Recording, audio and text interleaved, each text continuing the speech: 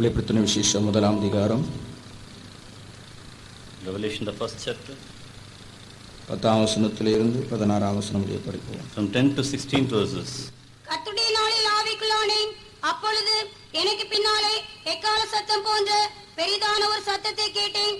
அது, நான் அல்பாவும் ஒமேகாவும் முந்தினவரும் பிந்தினவருமாயிருக்கிறேன். நீ காண்கிறது ஒரு புஸ்தகத்தில் எழுதி ஆசியாவில் இருக்கிற எபேசு, சிர்மினா, பெர்கமு, தியத்தீரா, சர்தை, பிலதெல்பியா, லவோதிகேயா என்னும் பட்டணங்களில் உள்ள 7 சபைகளுக்கும் அனுப்பு என்று விளம்பினது. அப்பொழுது என்னுடனே பேசின சத்தத்தை பார்க்க திரும்பினேன். திரும்பின போது 7 பொன் குத்து விளக்குகளையும் அந்த 7 குத்து விளக்குகளின் மத்தியிலே நிலையங்கி தரித்து மார்பருகே பொற்கச்சை கட்டியிருந்த மனுஷகுமாரனுக்கு ஒப்பானவரையும் கண்டேன். அவருடைய சிரசு மயிரும் வெண்பஞ்சை போலவும் உறைந்த மலையை போலவும் மென்மையாயிருந்தது. அவருடைய கண்கள் அக்னி ஜுவாலையை போல் இருந்தது. அவருடைய பாதங்கள் உலைக்களத்தில் காய்ந்த பிரகாசமான வெண்கலம் போல் இருந்தது. அவருடைய சத்தம் பெருவெள்ளத்து இரைச்சலை போல் இருந்தது.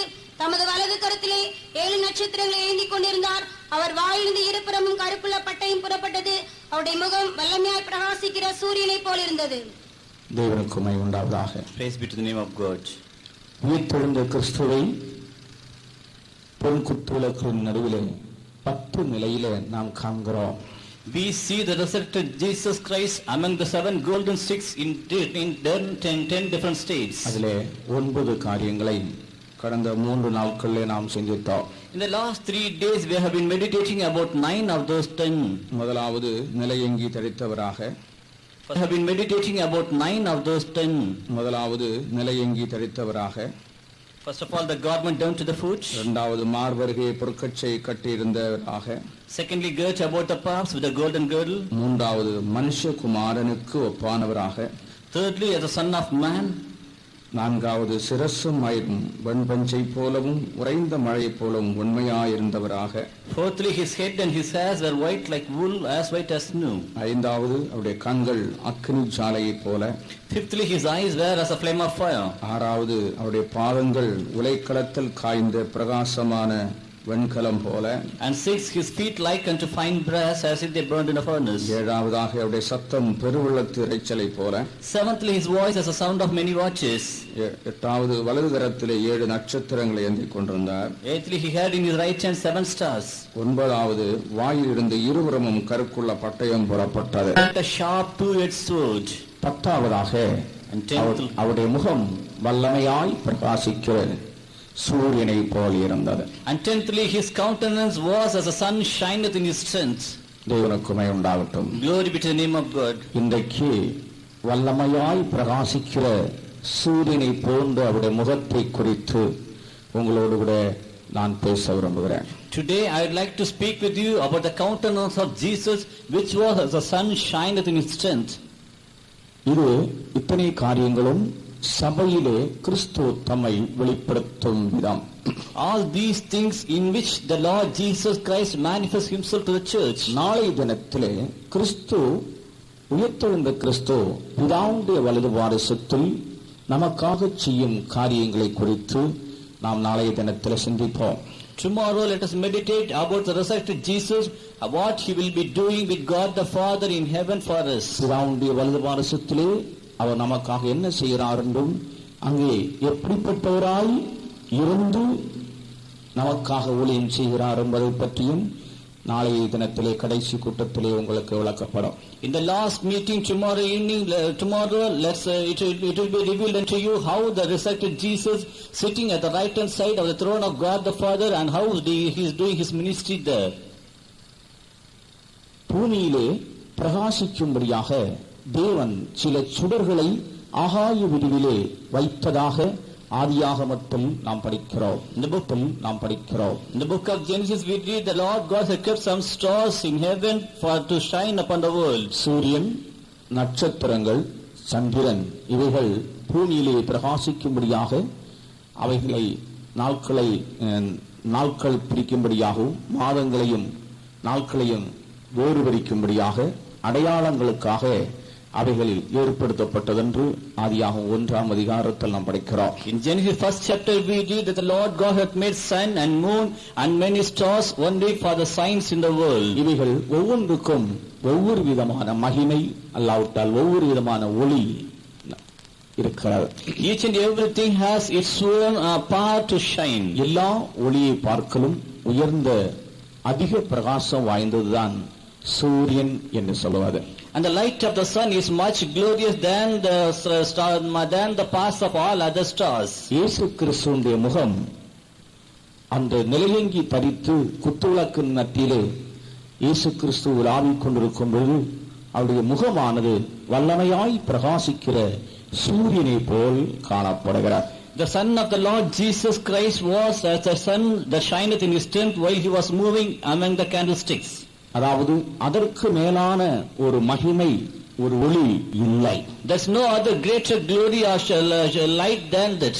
அதிலிருந்து நாம் விளங்கிக் கொள்கிறோம், தம்முடைய சபையிலே தேவன் எந்த அளவுக்கு தம்முடைய மகிமையை விளங்கச் செய்ய முடியுமோ அந்த அளவுக்கு தம்முடைய மகிமையை சபையிலே பிரகாசிக்க செய்து கொண்டே இருக்கிறார். From this we can understand that how the Lord can manifest His glory in the church. His glory in the church, in the same strength He is revealing His glory to the church. அந்த ஒளிக்கு முன்பாக எந்த இருளும் நிற்கவே முடியாது என்பதை நாம் விளங்கிக் கொள்கிறோம். No darkness could stand before that light.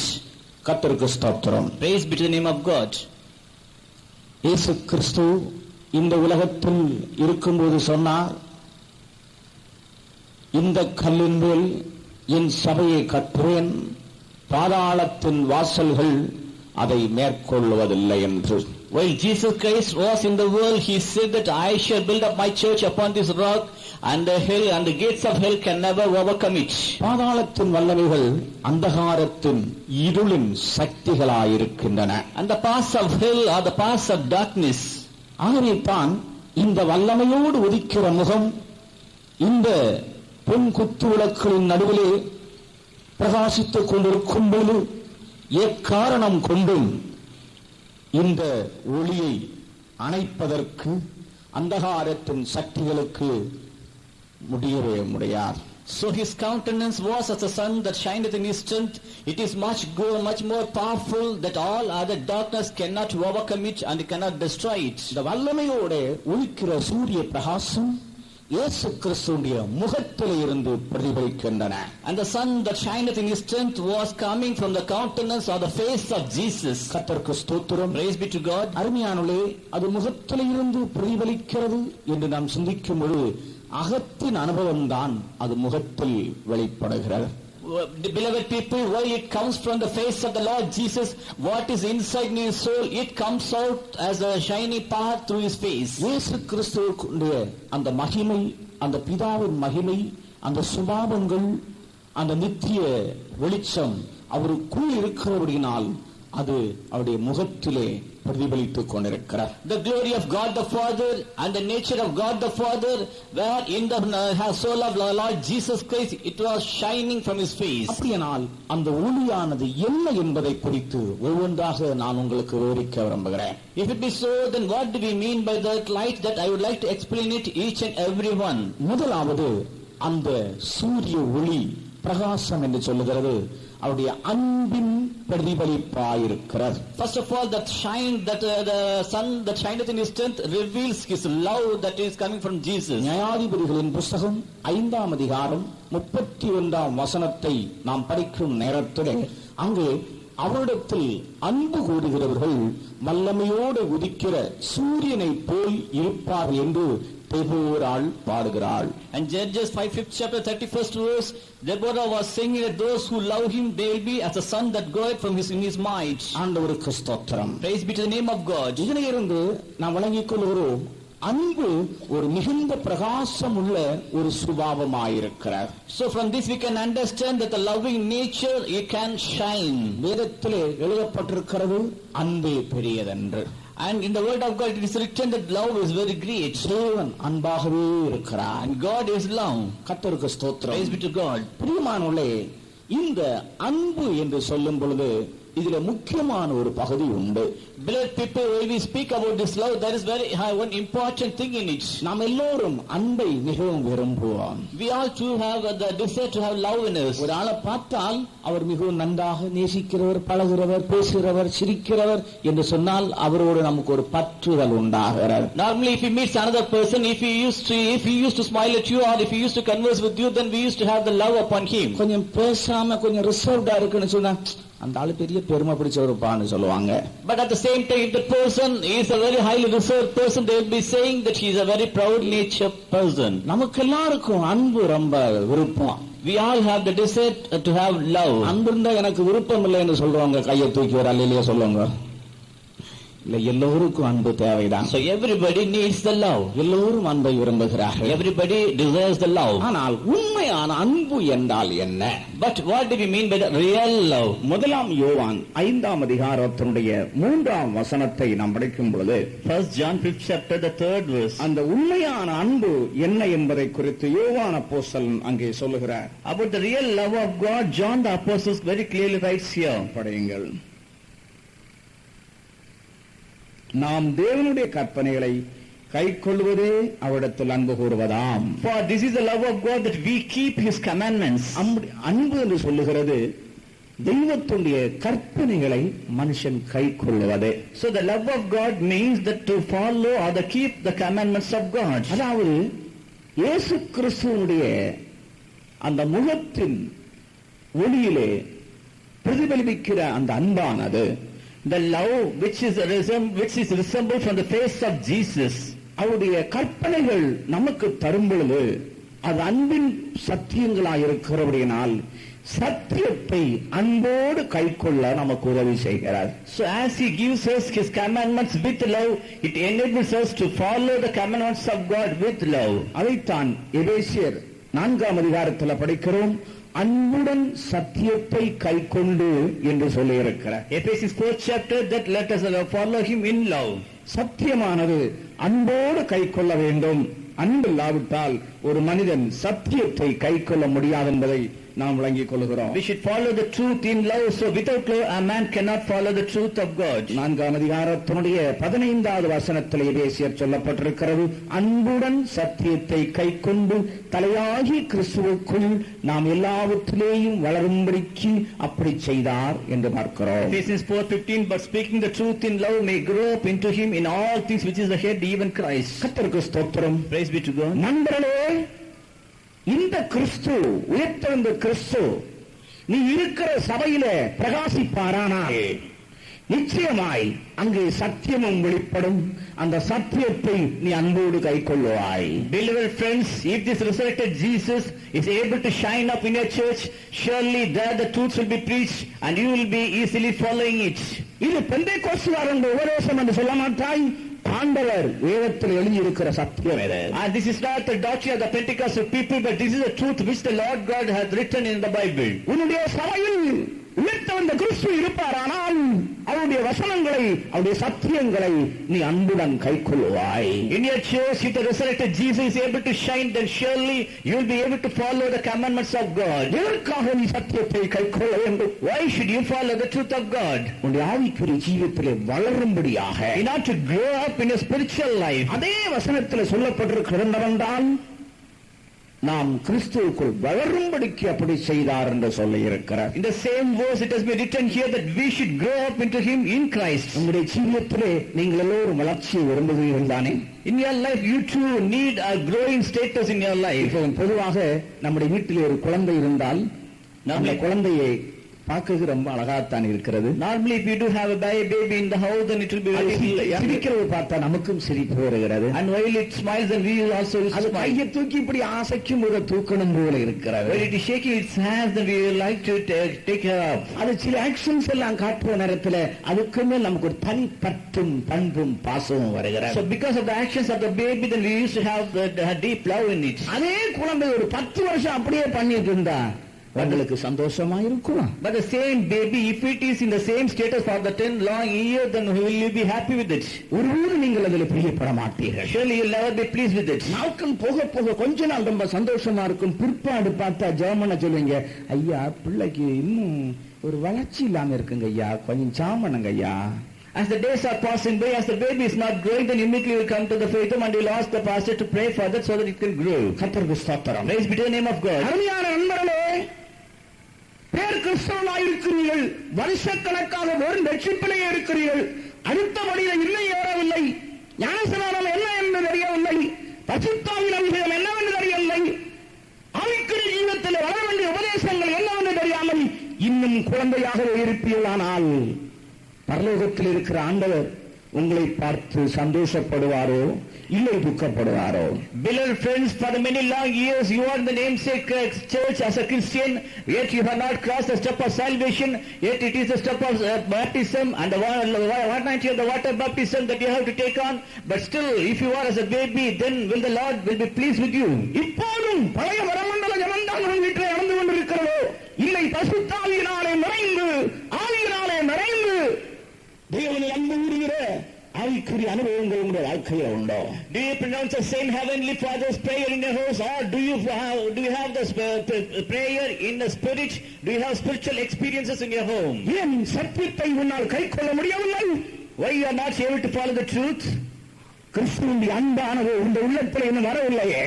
Because the love of Christ Jesus has not entered in your soul. உனக்குள்ளையும் நீ இருக்கிற சபைக்குள்ளையும் கிறிஸ்து வல்லமையோடு இருக்கிற சூரியனை போல பிரகாசித்துக் கொண்டிருப்பாரானால் அந்த பிரமாணங்களை நீ சந்தோஷத்தோட கை கொள்வாய். If the Lord Jesus Christ is shining in your church and in you, then surely you will be following the commandments of God with love. தெய்வத்துடைய சத்தியங்கள், தேவனுடைய பிரமாணங்கள் தேவனுடைய ஜனங்களுக்கு பாரமாகவே இருக்காது. The truths of God or the commandments of God will never be a great burden to the children of God. கர்த்தருக்கு ஸ்தோத்திரம். Praise be to the name of God. இரண்டாவதாக இந்த ஒளியிலே பிரதிபலிப்பது என்ன? Secondly, what is the resemblance of this light? 2 கொரிந்தியர் 4ஆம் அதிகாரத்தினுடைய 6ஆம் வசனம் படிக்கும் பொழுது 2 Corinthians 4th chapter 6th verse. அங்க என்ன சொல்லப்பட்டிருக்கிறது? What is written there? படியுங்கள் அந்த வசனத்தை. இருளிலிருந்து வெளிச்சத்தை பிரகாசிக்க சொன்ன தேவன் இயேசு கிறிஸ்துவின் முகத்தில் உள்ள தமது மகிமையின் அறிவாய ஒளியை தோன்ற பண்ணும் பொருட்டாக எங்கள் இருதயங்களிலே பிரகாசித்தார். இயேசு கிறிஸ்துவின் முகத்தில் உள்ள மகிமையின் அறிவாகிய அந்த ஒளி, அல்லாவிட்டால் அந்த சூரிய பிரகாசம். To give the light of the knowledge of the glory of God in the face of Jesus Christ, or the light or the shining part of sun. அப்படினா அந்த ஒளியிலே பிரதிபலிப்பது என்ன? So what is the resemblance from this? முதலாவது அன்பு, இரண்டாவது அறிவு. First of all the love, and secondly the knowledge. கர்த்தருக்கு ஸ்தோத்திரம். Praise be to the name of God. முதலாவது அந்த ஒளியிலே அன்பு பிரதிபலிக்கிறது. First of all the love is resembled from the light. இரண்டாவது அந்த ஒளியிலே அறிவு பிரதிபலிக்கிறது. Secondly the knowledge is resembled from that love. அந்த அறிவு என்பது என்ன? What do you mean by that knowledge? அந்த ஒளிக்கு பேர் என்ன? மகிமையின் அறிவாகிய ஒளி. The glory of God, the light of the knowledge of the glory of God. கர்த்தருக்கு ஸ்தோத்திரம். Praise be to the name of God. சாதாரண மகிமையில் சாதாரண ஒளி இல்ல, மகிமையின் அறிவாகிய ஒளி. It is not ordinary light, but the light of the knowledge of the glory of God. சாதாரண அறிவுக்கும் மகிமையின் அறிவுக்கும் வித்தியாசம் உண்டு. So there is a great difference between ordinary knowledge and between the light of the knowledge of the glory of God. முதலாவது ஒரு மனிதனுக்குள்ளே கிறிஸ்து வரும்பொழுது வார்த்தையாக வருகிறார். First of all, when the Lord Jesus comes in a man, he will be coming as a word. மனிதன் கிறிஸ்துவை ஏற்றுக்கொள்ளும் பொழுது வார்த்தை அவனுக்குள் வருகிறது. When he accepts Jesus, the word enters in him. அப்பொழுது அவன் இயேசு கிறிஸ்துவின் பிள்ளையாய் மாறுகிறான். At that time he becomes a child of God. அவர் இரட்சகர், வைத்தியர் என்கிற அறிவு இருக்கிறது. And he had the knowledge that he is a savior and he is a healer. அந்த அறிவை கொண்டு இயேசு என் தேவன் என்று மனுஷன் ஆணித்தரமாக சொல்லுகிறான். So with that knowledge he says that Lord Jesus is my God, and he says boldly. ஆனால் அது ஒரு பொதுவான அறிவாய் இருக்கிறது. But yet it is a very common knowledge. ஆனால் மகிமையின் அறிவு எப்போது வருகிறது? But when can he they have the light of the knowledge of the glory of God. என்றைக்கு மகிமையாக மனிதனுக்குள் வருகிறாரோ அன்றைக்கு தான் மகிமையின் அறிவு அவனுக்குள்ளே வருகிறார். On the day where the Lord Jesus enters into the man as the glory, then on the day he shall have that knowledge. கொலோசியர் 1 அதிகாரத்தினுடைய 27 வசனத்தை நாம் படிக்கும் பொழுது, Colossians 1st chapter 27th verse. மகிமையின் நம்பிக்கையாக கிறிஸ்து உங்களுக்குள் இருப்பதே அந்த ரகசியம். And to be the Lord Jesus Christ it is in you, he is in you, that is the riches of the glory. மகிமையின் நம்பிக்கையாக கிறிஸ்து உங்களுக்குள் இருப்பதே அந்த ரகசியம். What is the riches of the glory of this mystery among the Gentiles? That is Christ in you, the hope of glory. அந்த மகிமையின் நம்பிக்கை என்ன? What is that hope of glory? ரோமர் 5:2 படிக்கும் பொழுது, Romans 5:2. நாம் தேவ மகிமை அடைவோம். We also shall attain the glory of God. நாம் தேவ மகிமை அடைவோம். That we shall attain the glory of God. மறுவகையிலே சொன்னால் நாம் ஆண்டவரை போல் ஆவோம். On the other part, we will be like God. இந்த மகிமை அடைவதற்கு ஆண்டவர் என்ன செய்தார்? To attain this glory, what the Lord Jesus did, அதற்கு தன் மகிமையின் ஆவியாகிய பரிசுத்த ஆவியை நமக்கு தந்தார். for that reason the spirit of glory, that is Holy Spirit, was given to us. பரிசுத்த ஆவியின் அபிஷேகத்தை நீங்கள் அந்நிய பாஷை அடையாளத்தோடு பெற்றுக் கொள்ளும் பொழுது கிறிஸ்து மகிமையின் நம்பிக்கையாக நமக்குள்ளே வருகிறார். When you receive the Holy Spirit with the anointing of with the speaking in different tongues, then the Lord of glory comes into us. ரட்சிக்கப்பட்ட மனிதனுக்குள்ளே அவர் வார்த்தையாயிருக்கிறார், மெய்தான். In a saved person, he is as the word. ஆனால் அபிஷேகத்தின் மூலமாக பிதா குமாரன் பரிசுத்த ஆவியாகி திருத்துவ தேவன் மனிதனுக்குள் வருகிறார். But through anointing, God the Father and the Son, the triune God, enters into the life of the man. அதுதான் பரிசுத்த ஆவியின் அபிஷேகத்தை பெற்றுக் கொள்கிறதை பற்றி ஆண்டவராகிய இயேசு கிறிஸ்து சொல்லும் பொழுது, About receiving the Holy Spirit, the Lord Jesus said, நாங்கள் வந்து அவனிடத்தில் வாசம் பண்ணுவோம் என்று சொல்லுகிறார். and we shall come and we shall dwell in him. நீங்கள் யோவான் சுவிசேஷம் 14 அதிகாரம் 23 வசனத்தை படிக்கும் பொழுது, John 14:23, நாங்கள் அவனிடத்தில் வாசம் பண்ணுவோம். and we will come and we will be dwelling with him. நாங்கள் வந்து அவனோடு வாசம் பண்ணுவோம். And we will come and we will dwell in him. நான் என்று சொல்லவில்லை, நாங்கள். It is not mentioned here as singular, but we. நாங்கள் என்று சொல்லும் பொழுது பிதா குமாரன் பரிசுத்த ஆவியாகிய திரியேக தேவன். Here the we signify the God, the Father, Son and the Holy Ghost, the triune God. இப்பொழுதுதான் நமக்குள்ளே மகிமையின் நம்பிக்கை உண்டாகிறது. Now only we will have the glory of hope. இப்பொழுதுதான் நாம் தேவனுடைய ஆலயமாய் மாறுகிறோம். Now we become the temple of God. கர்த்தருக்கு ஸ்தோத்திரம். Glory be to the name of தேவ God. மகிமை நமக்குள் வந்து இறங்குகிறது. And the glory of God comes over us. அந்த மகிமை வந்து இறங்கும் பொழுது நமக்கு ஒரு மகிமையின் அறிவு உண்டாகிறது. When the glory descends over us, then we shall have a knowledge of glory. அந்த மகிமையின் அறிவு என்ன? What do we mean by the knowledge of glory? இயேசு கிறிஸ்துவின் இரண்டாம் வருகையின் நம்பிக்கை. It is the hope of the second coming of Jesus. கர்த்தருக்கு ஸ்தோத்திரம். Praise be to God. அவருடைய வருகையிலே மகிமை அடைகிறவர்கள், மகிமையின் மேல் மகிமை அடைகிறவர்கள் தான் அவரை மத்தியாகாயத்திலே சந்திப்பார்கள். Only those who shall receive glory upon glory while in his come, they only can meet the Lord in the mid-heaven. வருகைக்குரிய நம்பிக்கைக்கு பெயர்தான் மகிமையின் நம்பிக்கை.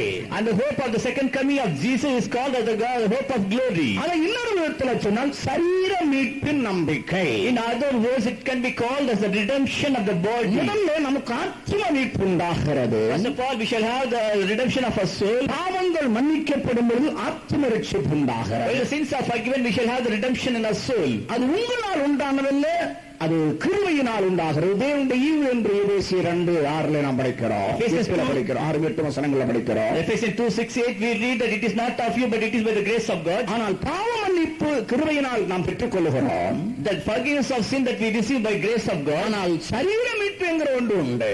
But that is the redemption of a body. அதுதான் ரோமர் 8:23 படிக்கிறோம். Romans 8:23 we read. கர்த்தருக்கு ஸ்தோத்திரம். Praise be to the name of God. அதுவும் அல்லாமல் ஆவியின் முதற்பலன்களை பெற்றுக்கொண்ட நாமும் கூட நம்முடைய சரீர மீட்பாகிய புத்திர சுவிகாரம் வருகிறதற்கு நமக்குள்ளே காத்திருந்து தவிக்கிறோம். And not only they but ourselves also, which are the first fruits of the Spirit, even we ourselves grown within ourselves, waiting for the adoption to wit the redemption of our body. வெறும் ரட்சிக்கப்பட்டவர்கள் கர்த்தருடைய வருகையில் எடுத்துக் கொள்ளப்பட முடியாது. Only those who are saved, they can never be caught up in the coming of the Lord. சரீர மீட்பை அடைகிறவர்கள் எல்லாத்தால் சரீர மறுரூபமாகுதல்.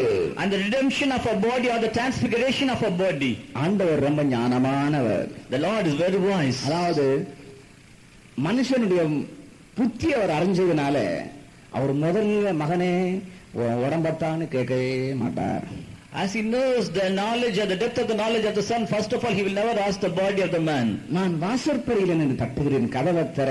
அந்த இடத்த உன் இருதயத்தை எனக்கு தா, மகனே உன் நெஞ்சத்தா இருதயத்தை தா என்று கேட்பேன். நான் அதை பற்றி சிந்திக்கிறது இல்லை.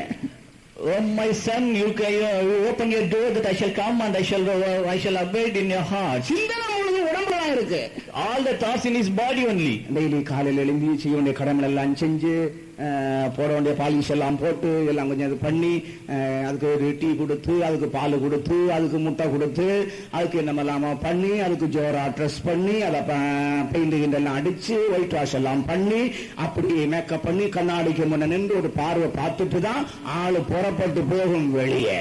And before we going out from our house, we used to do the necessary things for the body. We used to adorn it. Then only we used to go out. கர்த்தருக்கு ஸ்தோத்திரம். Praise be to the name of God. எப்போ இந்த உடம்புல தான் கவனமாக இருக்கிறது. Because always our whole care is upon this body. இப்படிப்பட்ட நேரத்தில் ஆண்டவர் போய் இதை கொடுப்பான்னு சொன்னா கொடுக்க மாட்டான் மனுஷன். At this time, if the Lord asks his body, he will never give it. ஆண்டவர் என்ன பண்றான்? மகனே மகனே உன் இருதயத்தை எனக்கு தா என்று கேட்கிறார். So it is the reason, first of all, the Lord asks, oh my son, you give me your heart first. கர்த்தருக்கு ஸ்தோத்திரம். Praise be to God. சீக்கிரம் குடன்னு சொல்ல மாட்டார், மெதுவா தட்டுறார். He will not ask you in a very hasty manner. ஆண்டவர் வந்து ரொம்ப gentleman. The Lord is very gentle. திருடன் தான் சும்மா அடிச்சுட்டு நம்ம உடைச்சுக்கிட்டு உள்ள ஏறுவான். But the thief will come in a very hasty manner. சாதாரண ஒரு ரூமுக்குள்ள யாராவது வந்து படிச்சவங்க பெரியவங்க சொன்னா தட்டுவாங்க. If an elderly person comes to your room, then they will simply knock the door very gently. ஆளுல இருக்கா, hello, and they will be asking for the person. கர்த்தருக்கு ஸ்தோத்திரம். Praise be to the name of the Lord. ஆனா சில பட்டிக்காட்டு பண்டாரங்க என்ன பண்ணுவாங்கன்னா தட்டவும் மாட்டான் முட்டவும் மாட்டான் தடான்னு திறந்துட்டு அங்க உள்ள வந்துடுவான். But few people, they will immediately enter or rushing into the room. கர்த்தருக்கு ஸ்தோத்திரம். Praise be to the name of God. இயேசு வந்து ஞானமா தான் செய்வார். But the Lord Jesus will do it in a very wise way. ஆனால் உள்ள வந்த பிற்பாடு But after entering into the soul, அடுத்து உபதேசம் பண்ண துவங்குகிறார். after he will start to give என்ன உபதேசம்? what is the doctrine? ஞானஸ்நானம் எடுப்பா. And you take the water baptism. ஞானஸ்நான சத்தியத்தில் நீ அடக்கம் பண்ணப்படணும்ப்பா. So in the water baptism that you should be buried. அடுத்து பரிசுத்தாவி பொறுப்பா. Nextly you should receive the Holy Spirit. பரிசுத்தாவின் அபிஷேகத்தின் மூலமாக உடம்பு ஏன் உடம்புங்கிறாரு. Through the anointing of the Holy Spirit, your body is mine. ஒருவன் உன் சரீரத்தை கெடுத்தால் நான் அவனை கெடுத்து போடுவேன்னு சொல்றார். If anybody defiles your body, then I will be defiling him. பூர்ண ரட்சிப்பு என்று சொல்லுவது the perfect salvation means ஆத்தும ரட்சிப்பு மட்டுமல்ல. it is not only the redemption, salvation of the soul. சரீரமும் மீட்கப்பட வேண்டும். Even our body also should be redeemed. சரீரம் மறுரூபமாக்கப்பட வேண்டும். The body should be transfigured. அதற்குத்தான் பிரியமானவர்களே பரிசுத்தாவி நமக்கு கொடுக்கப்பட்டிருக்கிறது. It is the reason, beloved people, the Holy Spirit is given to us. ஆகவே தான் பரிசுத்தாவிக்கு மீட்கப்படும் நாளுக்காக முத்திரையாக பெற்ற பரிசுத்தாவி என்று எபேசியர் 4:30 படிக்கிறோம். Ephesians 4:30 we read that it is the Spirit which was given unto us for the day of redemption. பரிசுத்தாவின் அபிஷேகத்தின் மூலமாக ஆண்டவருக்காக நாம் முத்திரையிடப்படுகிறோம். For the day of the coming of the Lord, we are sealed by the Holy Spirit. கர்த்தருக்கு ஸ்தோத்திரம். Praise be to the name of God. சீலை உடைக்க கூடாது. And we should never break the seal. Seal உடைச்சாச்சுன்னா மார்க்கெட்ல value இல்ல. If you break the seal, then it will not have any value. ஸ்தோத்திரம். Praise be to the name of God. பரிசுத்தாவின் அபிஷேகத்தின் மூலமாக நாம் கர்த்தருக்காக சீல்படப்பட்டிருக்கிறோம், முத்திரிக்கப்பட்டிருக்கிறோம். By the anointing of the Holy Spirit, we are sealed unto the day of redemption. தேவனுக்குமே உண்டாகட்டும். Praise be to God. அதனால தான் சில business பண்றவங்க சில குறிக்கப்பட்ட பொருட்கள் சீல் உடைச்சாச்சுன்னா பிற்பாடு திருப்பி எடுக்க மாட்டாங்க. It is the reason that in some of the business also they will not take out the things if its seal is broken. பரிசுத்தாவின் விஷயத்தை பெற்றுக்கொண்ட பின்பு மனுஷன் மனப்பூர்வமாய் பாவம் செய்வானால் பரிசுத்தாவியானவர் இந்த சரீரத்தை மீட்க முடியாது. If after receiving the Holy Spirit, if a man commits a sin wholeheartedly, surely the Holy Spirit cannot redeem this body. தன்னை கர்த்தருக்காக ஒரு மனுஷன் ஆயத்தப்படுத்தி பரிசுத்தமாக்கிக் கொள்ளுவதுதான் மகிமையின் அறிவு. And to prepare for the coming day of the Lord, that is the knowledge of glory. கர்த்தருக்கு ஸ்தோத்திரம். Praise be to the name of God. ஆகவே அந்த மகிமையின் அறிவாகிய ஒளியை தோன்ற பண்ணும் பொருட்டாக எங்கள் இதயங்களிலே பிரகாசித்தார். So in order to have the light of the glory of the knowledge of God, that the Lord God has shined in our hearts. கர்த்தருக்கு ஸ்தோத்திரம். Praise be to the name of God. தேவனுடைய பிள்ளையே பரிசுத்தாவியை தேவன் உனக்குள்ளே தந்தது எதற்காக தெரியுமா? Beloved people, do you know the reason for which the Holy Spirit is given to you? இந்த அறிவாகிய ஒளியை தோன்ற பண்ண வேண்டும், பிரதிபலிக்க செய்ய வேண்டும். That you should manifest the glory of the knowledge of God. அப்படினால் இயேசு கிறிஸ்துவின் வருகையின் நம்பிக்கை உனக்குள்ள வெளிப்பட்டுக் கொண்டே இருக்க வேண்டும். If it is so, then always you should manifest the hope of the coming of the Lord Jesus. எல்லா சந்தர்ப்பத்திலும் மறுமையின் நம்பிக்கை சபைக்குள்ளே வெளிப்படுத்தப்பட வேண்டும். In all circumstances, the glory of the hope of the second coming of the Lord Jesus should be revealed. எங்கள் உள்ளங்களிலே அவர் பிரகாசித்தார். That is the reason that he has shined in our இந்த hearts. நம்பிக்கை, இந்த மகிமையின் அறிவாகிய ஒளி எத்தனை பேருக்குள்ள பிரதிபலிக்கிறார். For in that this hope, in how many persons it resembles. அவள் எல்லாரும் கரங்களை ஒருத்தர் அல்லேலூயா சொல்லுங்கள். Hallelujah. கர்த்தருக்கு ஸ்தோத்திரம். Praise be to the name of God. மூன்றாவதாக Thirdly, நீங்கள் மல்கியா தீர்க்கதரிசன புத்தகம் 4ஆம் அதிகாரத்தில் படிக்கும் பொழுது Malachi the 4th chapter. அங்கு 2வது வசனத்தில் படிக்கும் நேரத்திலே அங்கு வல்லமையோடு உதிக்கிற சூரியனை போய் நாம் பார்க்கிறோம். There the second verse we read about the mighty sun that shineth in his daylight. அதில் என்ன இருக்கிறது? What is in it? படியுங்கள் மல்கியா 4:2.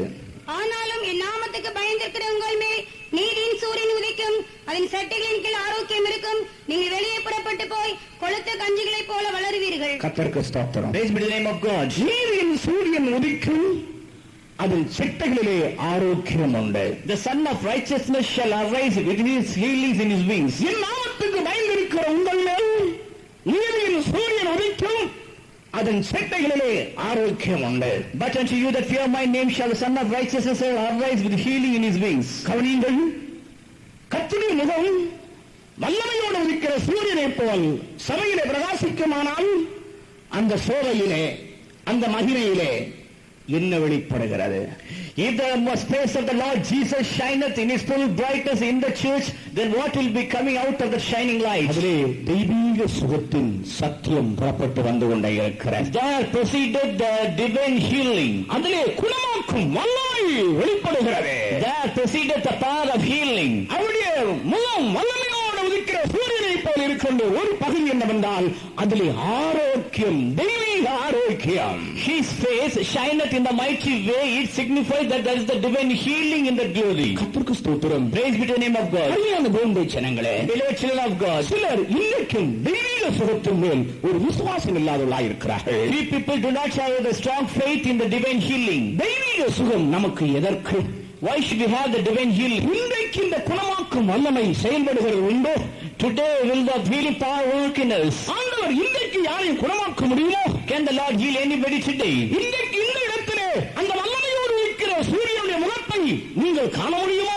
Today in this place, can you see the son of righteousness in this place? ஒவ்வொரு நாளும் அந்த முகம் என்னை பிரகாசித்துக் கொண்டிருக்கிறது நான் அறிகிறேன். But I can understand that the son of God, Jesus, is shining upon me. நூற்றுக்கணக்கான அவருடைய நாமத்தினால் இன்றைக்கும் சுகமடைகிறதை நான் அறிகிறேன். I know that many hundreds were healed in the name of Jesus.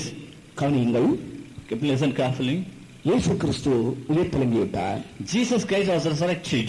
இப்போது அவருடைய சரீரத்தில் ஏதாவது அந்த ஒரிஜினல், அந்த மர்வம் அடைந்த உயிர்த்தெழுந்த சரீரம் தான். ஆனால் அந்த சரீரத்திலே என்ன விசேஷம் இருக்கிறது? Now this is a resurrected body, but what is the speciality in the body? அப்படி வாயிலே இருந்து கருக்குள்ள பட்டையும் அப்படி இப்படி நிறைய சொல்லி இருக்கு. ஆனா சொல்லாத ஒன்று உங்களுக்கு தெரியுமா? In his mouth proceeded the two-edged short sword, but there is one more thing which is not mentioned here. You do know it? இயேசு உயிர்த்தெழுந்த நேரத்தில், at the time of resurrection of Jesus, அவர் உயிர்த்தெழுந்த காரியம் தோமாவுக்கு விசுவாசிக்க முடியவில்லை. and Thomas could not believe that he was resurrected. அவன் என்ன சொல்லுகிறான்? And what Thomas said? அவருக்கு தழும்புகளை எனக்கு காட்டி தர வேண்டும். He should show his wounds in the hand. கைகளிலும் விலாவிலும் இருக்கிற அந்த தழும்புகள் எனக்கு பார்க்க வேண்டும். Only I should see the wounds.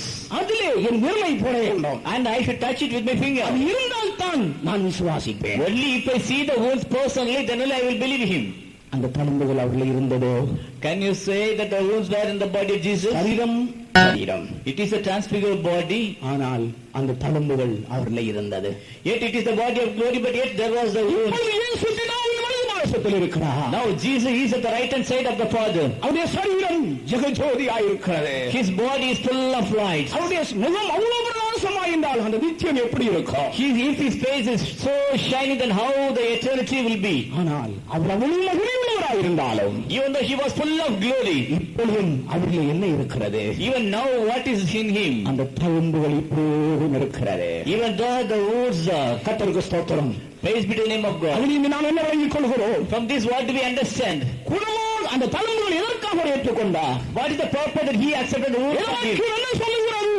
What வேதவாக்கியம் என்ன சொல்லுகிறது? What the word of God says, அவருடைய தழும்புகளால் குணமானீர்கள். by his stripes you were healed. அவருடைய தழும்புகளால் குணமானீர்கள். By his stripes you were healed. இதனால் இன்றைக்கு அந்த தழும்புகளோடு கிறிஸ்து இருக்க காரணம் என்ன? If it be so, then what is the reason that he still is with the wounds? He is with the wounds. என்ன சொல்லக்கூடும்? What Jesus can say, இந்த தழும்புகளிலே இருந்து என்னுடைய சபையிலே என்னுடைய வல்லமை வந்து கொண்டிருக்கிறது. from out of these stripes my power is being revealed into the church.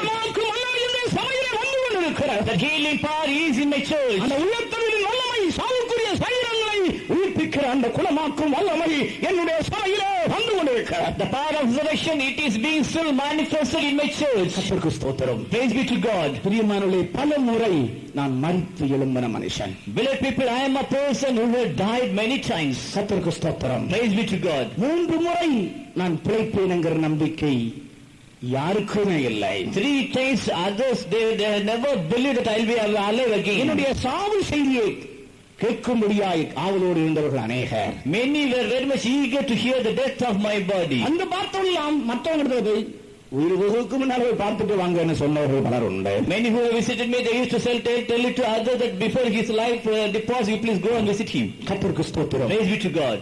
ஆனால் அந்த எல்லையில போய் நின்று கொண்டிருக்கும் பொழுது, but while I was at the verge unto death, சமீபத்தில் நான் சென்னையிலிருந்து வியாதிப்பட்ட நேரத்தில், at the time while I was sick in Madras, எனக்கு சொப்பனங்கள் எல்லாம் வருகிறது. I had many visions, கல்யாணம் நடக்கிற மாதிரி, as if the marriage is being taken place, மணவாட்டி இருக்கிற மாதிரி, and as if the bride is sitting there, சாவு பெட்டி இருக்கிற மாதிரி, and the coffin box also. இப்படி எல்லாம் பார்த்தவள ஓஹோ நான் நினைச்சேன் காரியம் முடிஞ்சு போச்சு. So I thought, okay, it has come to an end. இனி அவ்வளவுதான். So now it is no more. திடீரென்று பாஸ்டர் டிவி தோமஸ் அங்கே வந்தார். And suddenly Pastor T. Thomas came there, அவர் ஜெபம் பண்ணி கொண்டே இருந்தார். and he was praying for me. 2 மணி நேரம் ஜெபம் பண்ணினார். For 2 hours that he prayed. ஒரே ஒரு வார்த்தை, 2 வார்த்தை சொன்னார், நீ சாவதில்லை. And he told only 2 words, you will not die. நான் உன்னை முழு உலகத்துக்கும் ஆசீர்வாதமாக்குவேன். I will make you a blessing to the whole world. இந்த 2 வார்த்தையை சொல்லிவிட்டு அவர் சொன்னார், இது எப்படி எனக்கு தெரிய சொல்லிவிட்டு தீர்க்கதரிசனம் சொல்லிவிட்டு கேட்கிறார், இது எப்படி ஆகும் என்று கேட்கிறார். He only told the prophecy, but after that he only asked, how can it be possible?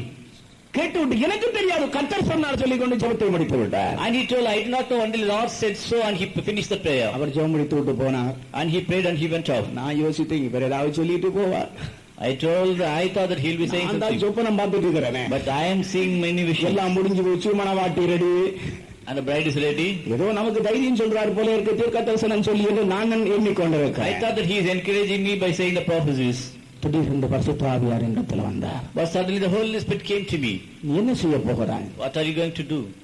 நீ எதை நம்பிக்கொண்டிருக்கிறாய்? Upon which do you have the hope? நீ என்னுடைய வார்த்தையை விசுவாசிக்கிறாயா? நீ கண்ட சொப்பனத்தின் மேல் கற்பனை பண்ணி கொண்டிருக்கிறாயா? Do you believe my words, or do you still have the faith in the vision which you have seen? நான் சொன்னேன், I told him, கர்த்தாவே நான் ஊழியம் செய்ய ஆயத்தமாக இருக்கிறேன். Oh Lord, I am ready to serve you again. ஆனா இந்த சொப்பனம் எப்படி வருகிறது? But how, from where that I heard these visions? நான் ஊழியம் செய்ய ஆயத்தம். I like to be prepared to do the ministry. ஆனால் இப்படி எல்லாம் வருகிறது, எனக்கு அவர் சொன்ன வார்த்தையை நம்ப முடியவில்லை. But yet I heard a different vision that I cannot believe a prophecy. சொன்னார், அவர் என்ன சொன்னார்? நான் சொன்னேன். And what the Lord said, the Lord said again. நீ எழுதி இருந்த மரணத்தை அகற்று என்று சொன்னார். And he asked me to arise up, and he asked me to rebuke the dead. சாவை அகற்று. And you asked rebuke the dead. நான் கேட்டேன், எப்படி நான் எழும்புவேன்? I asked him, how can I rise up? எழுப்புவதற்கு 4 பேர் வேணுமே. I need 4 persons so that I can stand. நான் எப்படி எழும்ப முடியும்? So how can I rise up from a bed? என்னுடைய நாமத்தில் எழும்பு. In my name you rise up. நான் எழும்பினேன். And I was able to rise up. ஆவியானவர் எனக்குள்ள கதற ஆரம்பித்தார். And the Holy Spirit was able to speak with me. நான் கர்த்தாவே என்று கூப்பிட ஆரம்பித்தேன். And I started to cry unto the Lord. உயிர்ப்பிக்கிற வல்லமை ஒரு வஸ்திரம் இறங்குகிறது போல் என்னில் வந்து இறங்குகிறதை உணர்ந்தேன். And a great power, as if it is raising a dead person from the dead person, it came upon me. கர்த்தருக்கு ஸ்தோத்திரம். Praise be to God. அவர் புறப்பட்டு போனார். And he went off. சாயங்காலம் நானும் அவர் இருந்த இடத்துக்கு ஊழியக்கார கூட்டத்துக்கு போய்விட்டேன். In the evening I went for the workers meeting there. எல்லாரும் ஆச்சரியப்படுகிறார்கள். And everybody was wondering there. அடுத்த நாள் வந்து 87 பேருக்கு ஞானஸ்நானம் கொடுத்தேன். Next day I gave the water baptism to 87 persons. கர்த்தருக்கு ஸ்தோத்திரம். Praise be to God. பிரியமானவர்களே, சாத்தியமான காரியமா? Beloved people, is it possible? அந்த சூரியன் பிரகாசித்துக் கொண்டிருக்கிறது. That the sun is shining. இந்த சுகமாக்கப்பட்ட அனுபவங்களை பற்றி சொன்னாலே நமக்கு 10 மணி வரை சொன்னாலும் போதாது. Even though if I say about this healing experience, இன்றைக்கு இந்த இடத்தில் ஏதாவது ஒரு வியாதியஸ்தன் இருப்பார்களானால், if there be any sick person in this place now, இந்த இடத்தில் வல்லமையோடு இருக்கிற சூரியன்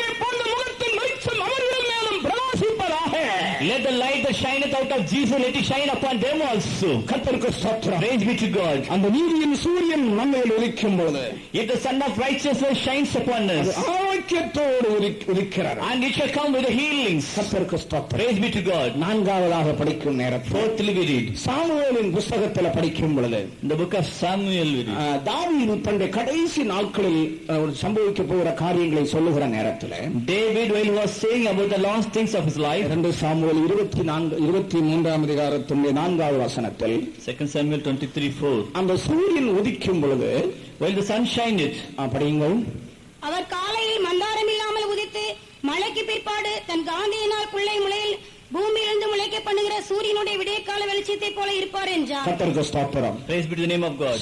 சூரியன் அதிகாலையில் மந்தாரம் இல்லாமல் உதிக்கும் பொழுது அந்த காந்தியினாலே புல்லை பூமியிலிருந்து முளைப்பிக்கிறார். At the light of the morning, when the sun riseth, even in a morning without clouds, as the tender grass springing out of the earth by clear shining. பொதுவாக எந்த ஒரு தாவரங்களானாலும் புல்லானாலும் அதற்கு சூரிய காந்தி மிக அவசியமாயிருக்கிறது. So whatever may be the things of the God, it needs a part of the sunlight. எங்கே அந்த சூரியன் வெளிச்சம் வருகிறோ அந்த திசையைத்தான் அந்த ஒரு செடியோ ஒரு மரம் எதுவாக இருந்தாலும் நோக்கி பார்க்கிறது. Whether it be a plant or tree, where it will go in the direction from which it can receive the sunlight. காந்தியினாலே என்ன நடக்கிறது? So with this glory, what shall happen there? பூமியிலிருந்து புல்லுகளை இது முளைப்பிக்கிறார். That the tender grass springing out of the earth. அதிலிருந்து நாம் என்ன விளங்கிக் கொள்கிறோம்? From there, what do we understand? அதில் ஒரு சிருஷ்டிப்பின் வல்லமை இருக்கிறது. That is the power of creation. அந்த சூரிய காந்தியிலே ஒரு சிருஷ்டிக்கிற உண்டாக்குகிற ஒரு வல்லமை அதற்குள் இருக்கிறது. In the sunlight, there is a creating power in it. இல்லாததை உருவாக்கக்கூடிய ஒரு சக்தி. And a power which makes everything from nothing. கர்த்தருக்கு ஸ்தோத்திரம். Praise be to God. இதில் இருக்கிற ஆவிக்குரிய சத்தியம் என்ன பிரியமானவர்களே? What is the spiritual truth which is contained in it? அநேகர் என்ன சொல்லுகிறார்கள்? What do many people do say? சத்தியத்தின் வெளிச்சத்தில் தங்களுடைய இதயங்களை பார்க்கும் பொழுது, While they see their hearts in the light of the truth of God, தேவனுடைய வசனத்தின் வெளிச்சத்திலே தங்களை ஆராய்ந்து பார்க்கும் நேரத்திலே, while they analyze themselves in the light of the word of God, ஒன்று எனக்குள்ள இல்லையே, I don't have anything in me. ஒரு பரிசுத்த வாழ்க்கை எனக்குள்ள இல்லையே, I don't have a holy life. ஒரு ஆவிக்குரிய அனுபவம் எனக்குள்ள இல்லை, I do not have any spiritual experience. ஜெப வாழ்க்கை எனக்குள்ள இல்லை, I do not have the prayerful ஒரு life. உணர்வுள்ள இதயம் எனக்குள்ள இல்லை, I do not have the understanding heart. நான் ஒன்றுமில்லாத நிலையில் இருக்கிறேன். I am in a state where I am nothing. நான் எப்படி இயேசுவை சந்திக்க முடியும்? If it be so, how can I meet my நான் Jesus? எப்படி பரலோகத்துக்கு போக முடியும்? How can I go to heaven? நான் எப்படி ஆண்டவரை போல வாழ முடியும்? How can I be changed like Jesus? எப்படி நான் இயேசுவை சந்திக்க முடியும்? How can I meet Jesus? எப்படி நான் பரிசுத்தமாக்கப்பட முடியும்? How can I be sanctified? என்னுடைய வாழ்க்கையில ஒரு மாறுதல் உண்டாகுமா? Will there be any change in my life? அவங்க எல்லாம் போவாங்க, Other persons may go. அவரு போவாரு, He also will go. இவரு போவாரு, And he will go. நான் போக மாட்டேன். But I won't go. உங்களை எத்தனை பேர் இப்படி சொல்லுகிறீர்கள்? How many of you do say so? உங்களை எத்தனை பேர் இப்படி சொல்லுகிறீர்கள்? How many of you do say so? கர்த்தருடைய வார்த்தை என்ன சொல்லுகிறது? But yet, what the word of God says? உனக்குள்ளே இல்லை என்பது மெய்தான். It is true that you have nothing in you. என்னுடைய முகத்தின் பிரகாசம் உன்னில் பிரகாசிக்கும் போது, But while the light of my face shineth upon you, இல்லாதவைகளை நான் உனக்குள்ள உண்டாக்குவேன். and I will create the which you have, இல்லாதவைகளை நான் உனக்குள்ள உண்டாக்குவேன். and I will create the things which you have. பரிசுத்தத்தை உண்டாக்குவேன். I will make you holy. உனக்குள்ள ஜெயஜீவத்தை உண்டாக்குவேன். I will make you a victorious person. கர்த்தருக்கு ஸ்தோத்திரம். Praise be to the name of God. ஆண்டவர் யாரை select பண்றார் தெரியுமா? Do you know whom will be selected by God? ஏதாவது இருக்கிறதுங்கிற போல உள்ள ஆட்கள் ஆண்டவருக்கு தேவையில்லை. The Lord God doesn't desire a person who have everything. ஏன் அவர்கிட்ட எல்லாம் இருக்கு, இருக்கிறவன் அவருக்கு தேவையில்லை. Because he has everything, so he do not need that person. நான் சில யோசிப்பேன், Sometimes I used to think, ஆண்டவர் ஏன் என்ன தெரிந்தெடுத்தீர்? oh Lord, why you have chosen me? யோசித்து பார்த்தா ஒண்ணுமே கிடையாது. And if I think about it, there's nothing in நீ me. ஞாபகம் இல்லாம நான் செஞ்சிட்டீரோன்னு நான் பலமுறை சொல்லி இருக்கிறேன் ஆண்டவரிடம். I used to think that without by lack of remembrance, he has done so. ஆனால் ஆண்டவர் என்ன சொல்லுகிறார்? But what the Lord says, இல்லாததான் எனக்கு தேவை. I am in need of nothing. என்னிடத்தில் எல்லாம் இருக்கிறது. Because I have everything. கர்த்தருக்கு ஸ்தோத்திரம். Praise be to God. அவர் எப்படிப்பட்டவர்? How he was, எல்லாவற்றையும் எல்லாவற்றாலும் நிரப்புகிறவர். and he filleth all in all. நீங்கள் எபேசியர் 1ஆம் அதிகாரத்தில் படிக்கிற நேரத்தில் Ephesians first chapter. எல்லாவற்றையும் எல்லாவற்றாலும் நிரப்புகிற தேவன். God filleth everything by everything. அவர்தான் நமக்கு தலையாக நமக்கு கொடுக்கப்பட்டிருக்கிறார். And he has been given to us as the head. 1:23 எபேசியர் 1:23. எல்லாவற்றையும் எல்லாவற்றாலும் நிரப்புகிறவருடைய நிறைவாகிய சரீரமான சபைக்கு எல்லாவற்றை கொண்டு நிரப்புகிறவர், which is his body, the fullness of him that filleth all in all. ஒன்றுமில்லாத இடத்தில் எல்லாவற்றை கொண்டு நிரப்புகிறவர். There is nothing that he filleth all in all. கர்த்தருக்கு ஸ்தோத்திரம். Praise be to God. இந்த ஜீவித்தில் ஒன்றும் இல்லாமல் இருக்கலாம், In your life there may be nothing, ஆனால் எல்லாவற்றை கொண்டும் உங்கள் வாழ்க்கையை நிரப்ப அவர் வல்லமை உள்ளவர். but he is able to fill up your life with all. நண்பர்களே, நாம் ஒன்றுமில்லாதவர்கள் என்பது உண்மை. Beloved people, it is true that we have nothing. அந்த வெளிச்சத்தின் முகத்தில் நம்மை பார்க்கும் பொழுது நாம் ஒன்றுமில்லை என்று அறிகிறோம். When we see ourselves before the lights of Jesus, we can know that we are nothing. ஆனால் அருமையான கர்த்தருடைய பிள்ளையே, உன்னை எல்லாவற்றாலும் நிரப்பக்கூடிய ஒரு வல்லமை உண்மையில் இப்பொழுது நிலைத்துக் கொண்டிருக்கிறார். But beloved children of God, that is the shadow which can fill it all in you. That shadow is being showed upon you. மரியாளத்தில் கர்த்தருடைய வார்த்தை வந்தவளும் அவள் சொல்கிறது எப்படி ஆகும் என்று கேட்கிறார். To Mary, when the word of God came to her, then she said, how can it be possible? எப்படி சம்பவிக்கும்? How can this be happen? கர்த்தருடைய வார்த்தை என்ன? What is the word of God? உன்னதமான பலன் மேல் வரும். But he shall have received the strength of the highest. உன்னதமான பலன் மேல் வரும். He shall have the strength of the highest. உனக்குள்ளே பிறக்கிறது பரிசுத்தம் உள்ளது. That is born in you shall be holy. தேவனுடைய குமாரன் எனப்படும். It shall be called the Son of God. கிறிஸ்துவின் சுபாவம் உனக்குள்ளே சிருஷ்டிக்கப்படுவது உண்மை. It is true, the nature of Christ shall be created in you. உன்னுடைய ஒன்றுமில்லாத நிலவரத்தை நீ உணர்ந்து ஆண்டவரே எப்படி சம்பவிக்கும் என்று ஒருவரை நீ கேட்கலாம். Sometimes you may be knowing, understanding yourself that you have nothing, and you may be asking, oh Lord, how it is possible. ஆனால் இந்த மாலை நேரத்திலே But in this evening, அந்த வல்லமையோடு இருக்கிற அந்த சூரியனுடைய முகம் with the mighty power of the Son of Jesus, நம்முடைய இருதயத்துக்குள் முழுவதும் நிரப்புவதா, and let it fill our heart completely. கர்த்தருக்கு ஸ்தோத்திரம். Praise be to God. ஐந்தாவதாக நாம் படிக்கின்றோம், பகலில் ஆழ சூரியனை படைத்தவரை துதியுங்கள். Praise the Lord, praise the name of the Lord who has set the sun to rule the day. பகலில் ஆழ சூரியனை படைத்தவரை துதியுங்கள், அவர் கிருபை என்றும் உள்ளது. 119 சங்கீதம் 65 வசனம் கூட படியுங்கள். Psalm 119:65 also. கர்த்தாவே, உமது வசனத்தின்படி உமது அடியேனை நன்றாய் நடத்தினீர். பகலிலே ஆளுகை செய்யும்படியாக கர்த்தர் சூரியனை படைத்தார். To rule the day, the Lord our God created sun. ஆதியாகமம் 1ஆம் அதிகாரத்தில் படிக்கும் பொழுது In Genesis 1st chapter, பகலை ஆள சூரியனை படைத்ததாக நாம் படிக்கிறோம். we read that to rule the day he had commanded the sun. கர்த்தருக்கு ஸ்தோத்திரம். Praise be to God. இரவை ஆளுகை செய்யும்படியாக சந்திரனும் நட்சத்திரங்களும், To rule the night, the stars and moon. பகலை ஆளுகை செய்யும்படியாக சூரியனை அவர் படைத்தார். And the greater light to rule the day, that is the sun. அதை நீங்கள் ஆதியாகமம் 1ஆம் அதிகாரம் 15 16 வசனங்களை படியுங்கள். Genesis 1:15-16. அவைகள் பூமியின் மேல் பிரகாசிக்கும்படிக்கு வானம் என்கிற ஆகாய விரிவிலே சுடர்களாய் இருக்க The கடவுள். greater light to rule the day, that is the sun. அதை நீங்கள் ஆதியாகமம் 1ஆம் அதிகாரம் 15 16 வசனங்களை படியுங்கள். Genesis 1:15-16. அவைகள் பூமியின் மேல் பிரகாசிக்கும்படிக்கு வானம் என்கிற ஆகாய விரிவிலே சுடர்களாய் இருக்க கடவுள் என்றார். அது அப்படியே ஆயிற்று. தேவன் பகலை ஆழ பெரிய சுடரும் இரவே ஆழ சிறிய சுடரும் ஆகிய இரண்டு மகத்தான சுடர்களையும் நட்சத்திரங்களையும் உண்டாக்கினார். பகலை ஆள பெரிய சுடர், And to rule the day, the great light. கர்த்தருக்கு ஸ்தோத்திரம். Praise be to God. அப்படினால் இந்த சூரியனுக்கு என்ன இருக்கிறது? If it be so, then what is in the sun? ஆளுகை, ruling. It contains the power to rule. என்ன அந்த ஆளுகை? What is that ruling power? பிரகாசிக்கிற எந்த ஒரு இடத்திலும் இருளுக்கு அதிகாரம் இல்லை. Wherever it shineth, there is no power to the darkness to be there. சூரிய வெளிச்சம் எங்கே உதிக்கிறதோ, எந்த இடத்தில் இருக்கிறதோ அங்கே இருளுக்கு இடமில்லை. Where there is sunlight, there is no place for the darkness. கர்த்தருக்கு ஸ்தோத்திரம். Praise be to God. அதுதான் சூரியனுடைய ஆளுகை என்று சொல்லுகிறார். That is the ruling power of the sun. நம் ஆவிக்குரிய கருத்தின்படி According to spiritual, ஆளுகை எதை காண்பிக்கிறார்? what does this ruling power signify? கர்த்தருடைய மகிமை சூரியனை போல் நம்மேல் பிரகாசிக்கும் பொழுது, When the glory of the Lord shineth upon us as a sun, நமக்கு ஒரு வெற்றியுள்ள ஜீவியம் உண்டாகும். we shall have an overcoming life. 2 கொரிந்தியர் 2ஆம் அதிகாரம் 14ஆம் வசனத்தை படிக்கும்போது, 2 Corinthians 2nd chapter 14th verse. கிறிஸ்துவுக்குள் எங்களை எப்பொழுதும் வெற்றி சிறக்க பண்ணி அவரை அறிகிறான் அறிவின் வாசனையை விளங்க பண்ணுகிற கர்த்தருக்கு ஸ்தோத்திரம் என்று பவுல் சொல்கிறார். Thanks be unto God which always causeth us to triumph in Christ.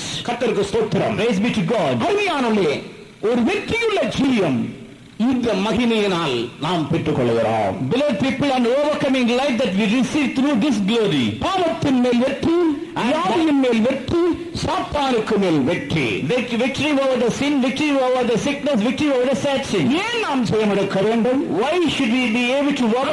இயேசு கிறிஸ்து என்ன சொல்லுகிறார்? What the Lord Jesus said? ஜெயம் கொள்ளுகிறவன் எவனோ அவன் என்னோடு கூட என்னுடைய சிங்காசனத்தில் உட்காரும்படிக்கு அருள் செய்வேன். I shall give grace unto the person who is a overcomer, that he will be seated in my throne. அது வெளிப்படுத்தல் 3ஆம் அதிகாரத்துடைய 21ஆவது வசனத்தில் சொல்லி இருக்கிறார். Revelation 3:21. ஆனால் அந்த சபையோடு ஆண்டவர் தொடர்பு கொள்ளுகிற விதத்தை பார்த்தால், but in the way the Lord corresponds with the church is, அதாவது 7 சபையில மோசமான சபை தான் லவோதிக்கேயா சபை. Among the 7 churches, Laodicean church was the very worst one. கர்த்தருக்கு ஸ்தோத்திரம். Praise be to God. ஆண்டவரே சொல்றார், எனக்கு வாந்தி வருதுங்கறார் ஒண்ணு நினைச்சா சொன்னா. Even the Lord himself said that I am in the state of the 3ஆம் அதிகாரத்தில் லவோதிக்கேயா சபை கடைசி பகுதியில் படிக்கும்போது, நீ அனலும் இல்ல குளிரும் இல்ல, உன்னை என் வாயில இருந்து வாந்தி பண்ண போறேன் அப்படின்னா, லவோதிக்கேயா என்கிற பேரை நினைச்சாலே ஆண்டவருக்கு வாமிட்டிங் சென்சேஷன் வருது. You are neither cold nor hot, so if the Lord thinks about the Laodicean church, then he will be having this vomiting sensation. அவ்வளவு மோசமா இருக்கு அந்த Syria. Such a worse was their life. ஆனா அந்த சபை இடத்துல ஆண்டவர் சொல்றார், but to that church, அந்த சபை இடத்துல சொல்றார், to that church he said, நீ கதவை தர, you open the door, நான் உன்னோடு போஜனம் பண்ணணும், I will sup with him. சரி, எப்படிப்பட்ட ஆண்டவர் பாருங்கள். See how our Lord is. இவரை பார்த்தாலே எனக்கு வாந்தி வருது, நான் சாப்பிடுவேனா? If I see the person, if I am having the vomiting sensation, then will I go to his house? பார்த்தா எனக்கு வாமிட்டிங் வருது. Immediately by seeing his appearance, I am not able to converse. கொஞ்சம் பொறுத்து நான் சொல்றேன், brother உங்களோட நம்ம ரெண்டு பேரும் சாப்பிடுவோம் brother. But after some time I am saying unto him, brother, let us have the supper with us. முதல்ல உன் கூட நான் புசிக்கிறேன். First of all, I will sup with you. என்னோட போஜனம் பண்ண வேண்டும். Secondly, you can sup with me. கர்த்தருக்கு ஸ்தோத்திரம். Praise be to God. அதிலிருந்து நாம் என்ன விளங்கிக் கொள்கிறோம்? This is what we understand. நீங்கள் எவ்வளவு ஒரு மோசமான நிலையில் இருந்தாலும், whatever may be your wretched status, கர்த்தரோடு போஜனம் பண்ண உங்களால முடியும். but you can sup with the Lord Jesus. உங்கள் நிலவரங்களை மாற்றிக் கொண்டால், only if you change your status, உங்களுடைய ஜீவியத்தை மாற்றிக் கொண்டால், if you change your life, கர்த்தரோடு போஜனம் பண்ண முடியும். the Lord will be able to sup with you. அவரோட போஜனம் பண்ற எப்படி போஜனம் பண்ணிப்பான்? and if பிரதர் என்ன சாப்பாடு கூப்பிடுறாரு, brother invites me for a feast, அப்ப அவருடைய நிலவரம் ஸ்டாண்டர்டு அதுதான் எனக்கு கொடுப்பார் இல்லையா? so what is his status, accordingly I will be given the food. கர்த்தருக்கு ஸ்தோத்திரம். Praise be to God. நான் எப்படி கொடுப்பேன்? but how can I give? நான் ஆண்டவருடைய ஸ்தானத்தில் இருக்கிறேன். if I am in the status of the Lord, ஆண்டவர் கொடுக்கிறது எப்படி கொடுப்பார்? மனுஷன் கொடுக்கிற மாதிரியா தேவன் கொடுப்பார். and will it be like other men? அதில் நாம் என்ன விளங்கிக் கொள்கிறோம்? so what do we understand? முதல்ல நம்முடைய நிலவரம் எதுவோ அதை ஆண்டவருக்கு ஒப்படைப்போம். first of all, let us surrender our own status unto the Lord. இருக்கிற நிலை அங்க கொடுப்போம். what is inside us, let us surrender. நம்முடைய நிலை எல்லாம் அவருக்கு கொடுப்போம். நிலவரத்தை எல்லாம் சொல்லுவோம். what is all of our status, that let us say unto him. அதன் பிறகு அவர் தம்முடைய நமக்கு தருவார். after that he will give you what he has. அவர் தம்முடைய நமக்கு தருவார். and what is his, that it will be given. it will be a very precious one. then we shall be the overcomers. we shall inherit the throne. கர்த்தருக்கு ஸ்தோத்திரம். praise be to God. அவருடைய முகம் நம்மேல் பிரகாசித்துக் கொண்டிருக்கிறது. his face is shining upon us. அது என்ன சொல்லுகிறது? what is it saying? அந்த சூரிய பிரகாசம் என்ன சொல்லுகிறது? and what is the glory of the sun says? நான் பிரகாசிக்கும் பொழுது, while I am shining upon you, இந்த பூமியிலே இருளை நான் வரவிட மாட்டேன். I will not allow the darkness to come on this earth. கர்த்தருக்கு ஸ்தோத்திரம். praise be to God. என்னுடைய வெளிச்சத்துக்கு முன்பாக before my light எந்த இருளும் நிற்க முடியாது. no darkness can stand. நான் பகலை ஆளுகை செய்கிறேன். and I am ruling the day.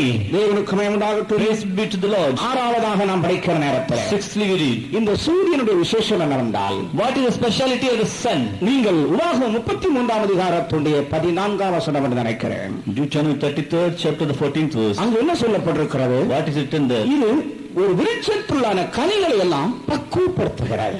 and it enables tender plants in the fruit. சூரியன் பக்குவப்படுத்தும் அருமையான பலன்களினாலும், for the precious fruits brought forth by the sun. படிங்க. சூரியன் பக்குவப்படுத்தும் அருமையான கனிகளினாலும், சூரியன் பக்குவப்படுத்தும் அருமையான பலன்களினால், and the fruits are made precious by the sun. அப்படின்றால் நாம் விளங்கிக் கொள்ள வேண்டும், ஒரு மரத்துல ஒரு பூ, அடுத்து பிஞ்சு, காய், அடுத்து அது ஒரு கனியாய் முழு பக்குவத்தில் வரும்பொழுது, so if a flower if it should attain the fruit status in a tree, அது ஒரு கனி அருமையான கனி ஆகணும்னு சொன்னா கொஞ்சம் செங்காயா இருக்கும்போது பறிச்சு வச்சா கொண்டு பழக்க வைக்கிறவங்க உண்டு. பாதி காயில அது ஏதாவது கெமிக்கல் ஏதாவது போட்டு ஏதாவது வக்கியொலிக்கால் போட்டு கலரை உண்டாக்கிடுவாங்க. அது வந்து அருமையான கனி அல்ல. While it is yet in the green status in the plant, they used to pluck it and they used to make it artificially to ripe, but it will not be a precious one.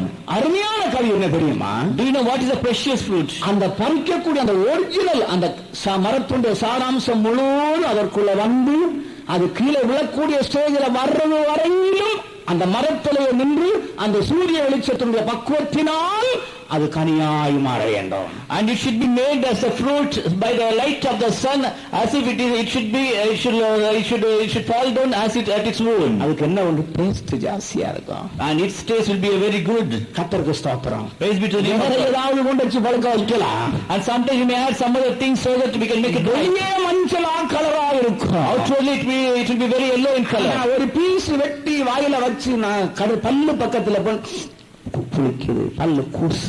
But you cannot have the same taste if you cut it with a knife. அது என்ன கனி அல்ல? Because it is not the சூரியன் பக்குவப்படுத்துகிற அருமையான பலன் அல்ல. Because it is not the fruit which was made precious by the sunlight. கர்த்தருக்கு ஸ்தோத்திரம். Praise be to God. இந்த அர்த்தம் என்ன பிரியமானவர்களே? What is the meaning of this? கர்த்தருடைய மகிமை உன்னால் பிரகாசிக்கும் பொழுது, when the glory of the Lord shines upon you, சுபாவம் மாறி மாறி your nature will be going on changing. சுபாவங்கள், மாம்சீக சுபாவங்கள், ஜென்ம சுபாவங்கள் மாற்றப்பட்டு all your carnal nature will be going on changing. என்ன சுபாவம் உண்டாகும்? So what type of nature you shall have? கிறிஸ்துவின் அதே சுபாவம் நமக்குள்ளே உண்டாகும். The same nature of Christ that we shall have. கர்த்தருக்கு ஸ்தோத்திரம். Praise be to God. அதற்குத்தான் கர்த்தருடைய மகிமை சபையிலே பிரகாசிக்கிறது. It is the reason that the glory of God is shining in the church. ஆரம்ப நாட்களே பயங்கரமாக ஒரு கோபக்காரனாக இருப்பான். In the earlier days he was a man of very great anger. ஆனால் நாட்கள் போக but as the days are passing by, சாதுவான ஆட்டை போல மாற்றப்படுகிறார். he will be made as a lamb. மனுஷனுடைய ஜீவியம் கொஞ்சம் கொஞ்சமாக மாறி மறுரூபம் அடைகிறது. The life of the man is slightly or slowly and it will be transfigured. ஆயிரத்தி ரோமன் 12ஆம் அதிகாரத்தில் படிக்கும்போது So Romans 12 chapter, என்ன சொல்லப்பட்டிருக்கிறது? what is written there? மனம் புதிதாகிறதுனாலே மறுரூபமாகுங்கள். Ye be renewed as your mind is renewed. மனம் புதிதாகிறதுனாலே மறுரூபமாகுங்கள். Ye be renewed as your mind is renewed. ரோமர் 12:1-2 நாம் அதை படிக்கிறோம். Romans 12:1 and 2 we read. அப்படி நான் நம்முடைய மனதை மறுரூபப்படுத்துகிற ஒரு மகிமை நம்முடைய சபையிலே பிரகாசிக்கிறது. If it be so, then there is a glory of God which is shining in the church by which we can be renewed in our minds. கர்த்தருக்கு ஸ்தோத்திரம். Praise be to God. இனி ரெண்டு காரியங்கள் கூட நான் சூரியனை குறித்து சொல்ல விரும்புகிறேன். Two more things that I would like to say about the sun. அதற்கு முடிவிலே இந்த இடம் முழுவதும் அந்த மகிமையை கொண்டு நிரம்பும் என்று நான் விசுவாசிக்கிறேன். And I believe that at the end of this meeting that this place will be filled with the light of the sun. 19ஆம் சங்கீதத்தில் வரும்பொழுது Psalm 19 5ஆம் வசனத்திலே 5th verse, அங்கே சூரியனை பற்றி இரண்டு முக்கிய காரியங்கள் சங்கீதக்காரன் சொல்லுகிறார். there the psalmist says about two different important things about the sun. முதலாவது, அது தன் பாதையில் ஓட மகிழ்ச்சியாயிருக்கிறது. படிங்கள். அது தன் மனவரையிலிருந்து புறப்படுகிற மணவாளனை போலிருந்து 4ஆம் வசனத்திலே படிங்க. ஆகிலும் அவைகளின் சத்தம் பூமி எங்கும், அவைகளின் வசனங்கள் பூச்சக்கரத்து கடைசி வரைக்கும் செல்லுகிறது. அவைகளில் சூரியனுக்கு ஒரு குடாரத்தை ஸ்தாபித்தார். அது தன் மனவரையிலிருந்து புறப்படுகிற மணவாளனை போலிருந்து பராக்கிரமசாலியை போல் தன் பாதையில் ஓட மகிழ்ச்சியாயிருக்கிறது. மணவரையிலிருந்து புறப்படுகிற மணவாளனை போலிருந்து, which is as a bridegroom coming out of his chamber. கர்த்தருக்கு ஸ்தோத்திரம். Praise be to God. மணவரையிலிருந்து புறப்படுகிற மணவாளனை போலிருந்து, and as a bridegroom coming out of his chamber, தன்னுடைய பாதையில் ஓட மகிழ்ச்சியாயிருக்கிறார். and rejoiceth as a strong man to run a race. ஒவ்வொரு கிரகங்களுக்கும் தேவன் ஒரு பாதையை வைத்திருக்கிறார். For every planet way is very fixed for it. கிரகங்கள் அந்த பாதையில் ஓடிக்கொண்டிருக்க வேண்டும். And all the planets should run in the same route. அப்படி என்றால் தான் மனுஷன் பூமியிலே வாழ முடியும். Then only the man can live in the world. அதாவது சூழ்நிலைகள் சரியாக இருக்கும். Sometimes the circumstances will be very light. சீதோஷ நிலைமைகள் நன்றாக இருக்க வேண்டுமானால் அந்தந்த கிரகங்கள் அந்தந்த பாதையில் ஓட வேண்டும். If the climatic conditions ought to be very good, then the planets ought to be in that same place. இங்கே வேதவசனம் சொல்லுகிறது, and here the word of God says, சூரிய அளவு தன்னுடைய பாதையில் ஓட மகிழ்ச்சியாயிருக்கிறது. The sun rejoiceth to run a race. எப்படிப்பட்ட மகிழ்ச்சி? What type of மணவரையிலிருந்து புறப்படுகிற மணவாளனை போல, and as a bridegroom coming out of his chamber. கர்த்தருக்கு ஸ்தோத்திரம். Praise be to God. மணவாளன் யார்? Who is the bridegroom? மணவாளன் யார்? Who is the bridegroom? யோவான் சுவிசேஷம் 3ஆம் அதிகாரத்தில் படிக்கும் பொழுது John 3rd chapter 29வது வசனத்திலே 29th. மணவாட்டியை உடையவன் தான் மணவாளன். He that has the bride with him is the bridegroom. மணவாட்டி உடையவனே மணவாளன். He that hath a bride, he can be called as a bridegroom. மணவாட்டி இல்லாம மணவாளன் என்கிற ஒருவர் இல்லை. If there is no bride, then there is no bridegroom. அப்படிங்க மணவாட்டியை உடையவனே மணவாளன். மணவாட்டி உடையவனே மணவாளன். He that hath a bride is a bridegroom. அப்படியானால் இந்த சூரியனை சொல்லும்போது மணவாளனை போல மணவரை புறப்பட அவ்வளவு சந்தோஷமாயிருக்கிறார். So if it be so, comparing with the sun, it is very much rejoicing to run in the race. மணவாளனிலிருந்து புறப்படுகிற மணவாளனை போல As a bridegroom coming out of his chamber. கர்த்தருக்கு ஸ்தோத்திரம். Praise be to God. பிரியமானவர்களே, Beloved people, இந்த பூமியிலே நமக்கும் கிறிஸ்துவுக்குள்ளான வாழ்க்கை மணவல்ல ஒரு குடும்ப வாழ்க்கை மாதிரி. in this world, the life with the Lord God or our bridegroom is not as a wedding life, but it is as a family life. அதான் சிலவங்க சொல்லுவாங்க இந்த மணவாட்டி சபைன்னு சொல்லுவாங்க. மணவாட்டி சபை பூமியில கிடையாது. So few people do say that this is a church of the bride, but the bridal church is not in this மணவாட்டி world. சபை நித்தியத்திலே தான். The bridal church is in the eternity. பூமியில் உள்ள சபை என்ன? Then what is the church which is in the earth? மனைவியாகிய சபை.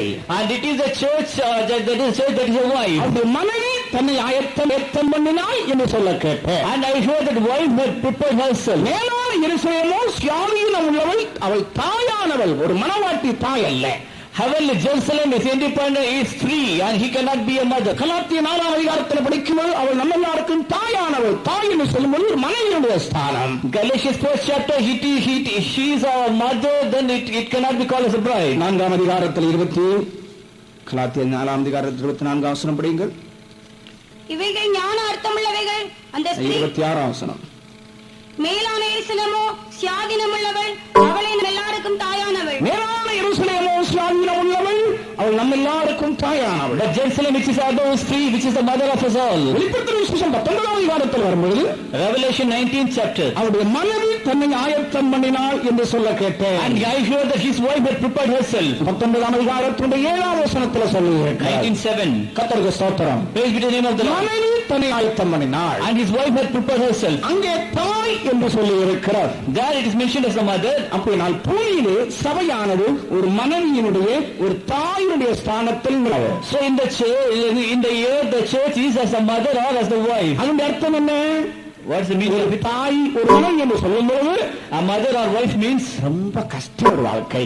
very troublesome path. ஒரு புருஷனுக்கு செய்ய வேண்டிய கடமைகள், And the responsibilities to செய்ய வேண்டிய கடமைகள், what she has to do, குடும்பமான the உத்தரவாதங்கள், burden concerning family, சரீரத்தில் பலவிதமான பலவீனங்கள், weaknesses in the body, இவைகளெல்லாம் அனுபவிக்க ஒருத்தித்தான் ஒரு மனைவி, அல்லாவிட்டால் தாய்.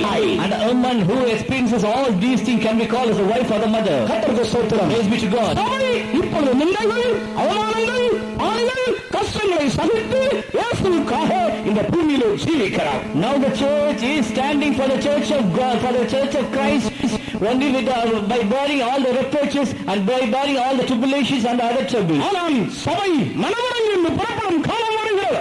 But there is a time in which it will come out of its chamber. நித்திய வாழ்க்கை என்று சொல்லுகிறது. The eternal life means குடும்ப வாழ்க்கை அல்ல. it is not the family life, மன வாழ்க்கை, மனவரையின் வாழ்க்கை. and it is a life in the. நீங்க மனவரையை பார்த்திருப்பீங்க தானே? Have you ever seen that room? அங்கே மனவரையில் என்ன இருக்கும்? What will be in that room? அங்கே ஐயரும் அம்மாவும் 2 பேரும் அங்க உட்கார்ந்துருப்பாங்க. There the புது தம்பதிகள் and the newly wedded couples will be there.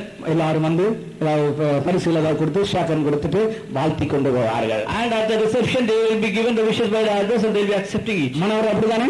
And that is a place of the reception. கர்த்தருக்கு ஸ்தோத்திரம். Praise be to God. இந்த சூரியன் எப்படிப்பட்டதாக இருக்கிறது? But how this sun is, மனவரையிலிருந்து புறப்படுகிற மணவாளனை போல. and that is the sun proceedeth out of its chamber. அப்படினால் மணவாளன் புறப்பட்டு போகும்போது அவனோட மணவாட்டியும் போகிறார். Whom goeth, then along with him the bride also goes. Janangale, Dear children of God, நிலத்தின் வழியில் பூமியிலே நாம் ஆண்டவருக்கான கஷ்டங்களையும் பாடுகளையும் அனுபவித்துக் கொண்டிருந்தாலும் literally even though we may be going through many tribulations and the troubles for the sake of the name of God, மறுபடியும் நம்முடைய உள்ளான மனுஷன் எப்படி இருக்க வேண்டும்? and the other part how our inward man should be, நம்முடைய உள்ளான மனுஷன் எப்படி இருக்க வேண்டும்? how the inner man should be. புறமான மனிதனிலே கஷ்டங்களும் பாடுகளும் இருக்கலாம். In the outside man there may be the troubles and sufferings, ஆனால் உள்ளான மனுஷனை நாம் எப்படி இருக்க வேண்டும்? but how should we be in the inner man? மணவாளனை போல, As a bridegroom, ஒரு மணவாட்டி மணவாட்டியை போல as a bride. அவளுக்குள்ள இருப்பது என்ன? What is in them? சந்தோஷம். A great joy. கர்த்தருக்கு ஸ்தோத்திரம். Praise be to God. சந்தோஷம். A great joy. எல்லா சூழ்நிலையிலும் சந்தோஷப்படுகிற ஒரு அனுபவம். Whatever may be the circumstances, but it to have joy in it. அவள் சந்தோஷம். அந்த மணவரையிலிருந்து புறப்படுகிற மணவனை போல as a bridegroom coming out of his chamber தன்னுடைய பாதையில் and to run in his race, தன்னுடைய பாதையில் to run in his race, மகிழ்ச்சியாயிருக்கிறார். rejoices to run. கர்த்தருக்கு ஸ்தோத்திரம். Praise be to God. ஞான கர்த்தருடைய பிள்ளையே, Dear children of God, கர்த்தர் உனக்கு நியமித்த ஒரு பாதை உண்டு. there is a path which is ordained by for you. நியமித்திருக்கிற ஓட்டத்தில் பொறுமையோட ஓடக்கடுவோம் என்று எவரையர் 12:1 சொல்லப்பட்டிருக்கிறார். Most all one we read, let us run the race with patience. கர்த்தர் உனக்கு ஒரு பாதை வைத்திருக்கிறார். For you the Lord God hath devised a way. பாதை எது? What is the path? அதுவே கிறிஸ்து போன பாதை. That is the path in which Christ hath gone. அந்த பாதையில உன்னை கொண்டு போகும்போது While you have been led in that way, அவர்களை கொண்டு போகும்போது while you are led in that way, நீ தனியா தான் போகிறாயோ? will you go alone? மணவாட்டியாக அழைக்கப்பட்ட கர்த்தருடைய பிள்ளையே, O child of God who have been called to be as a bride, அழைக்கப்பட்ட கர்த்தருடைய பிள்ளையே, and to be who have been called for the bride, நீ என்ன உன் உள்ளத்தில் என்ன சொல்லிக் கொண்டிருக்கிறாய்? what is saying in your soul? ஓ, நான் தனியாகத்தான் இருக்கிறேனோ? Are you I am alone? என்னை விசாரிப்பார் இல்லையோ? There's nobody to encourage me. நான் தனியாகத்தான் இந்த பாதையில் ஓடுகிறேனோ? Very alone I am running in this race. ஒருவரும் அப்படி அல்ல. No, never it be. இந்த பாதையிலே In this way, இந்த மணவாளன் உன்னோடு கூட வருகிறார். the bridegroom cometh along with you. இந்த பாதையிலே In this way, உன்னுடைய ஆத்மா மணவாளன் உன்னோடு கூட வருகிறார். the bridegroom of your soul, he is coming with you. கர்த்தருக்கு ஸ்தோத்திரம். Praise be to God. ஆகையினால் அருமையானவர்களே, So dear children, இந்த சூரிய பிரபையை நீ பார்க்கிற நேரத்தில் when you see the glory of the sun, உடனே இந்த மணவாளனை நினைவுற வேண்டும். immediately you must remember your bridegroom. இந்த வெளிச்சம் உண்மையில் பிரகாசிக்கும் பொழுது While this light shineth upon you, உனக்குள்ள அன்பு மாத்திரமல்ல, not only love, உனக்குள்ள அறிவு மாத்திரமல்ல, not only the knowledge, உனக்குள்ள சுகம் மாத்திரமல்ல, not only the healing, உனக்குள்ள மறுமாறுதல் மாத்திரமல்ல, not only the transfiguration, உனக்குள்ள ஆரோக்கியம் மாத்திரமல்ல, not only the healings. இன்னொரு ஞாபகம் வருகிறது. Again another remembrance. மணவாளன் ஜீவிக்கிறார். My bridegroom liveth. இயேசு ஜீவிக்கிறார். Jesus is living. என்னை அழைத்தவர் ஜீவிக்கிறார். Call me, he is என்னுடைய living. நேசன் ஜீவிக்கிறார். My beloved is living. நான் அவரோடு இருப்பவரேன். I shall go along with him. எனக்கு நியமிக்கப்பட்ட பாதையிலே நான் ஓடுகிறேன். The path which was ordained for me, I shall go in that way. கர்த்தருக்கு ஸ்தோத்திரம். Praise be to God. அடுத்தபடியாக அந்த சூரியனுடைய விசேஷம் என்ன? Nextly, what is the speciality of the sun? அது எப்படி ஓடுகிறது? How it runs? பராக்கிரமசாலியை போல. As a strong man it runs. அது எப்படி போகிறது?